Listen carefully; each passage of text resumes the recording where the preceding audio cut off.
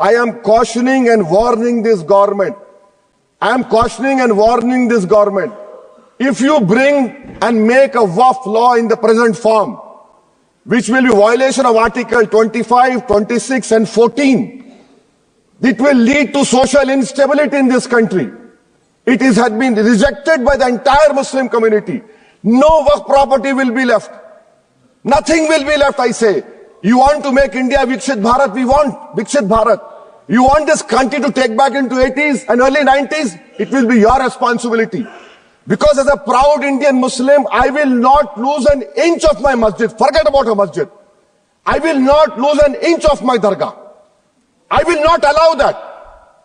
We will no more say and come and give a diplomatic talk over here. This is the house which I have to stand up and say honestly that my community, which you are proud Indians, it is my property, not given by anyone. You cannot snatch it away from me. Waqf is a form of a worship for me.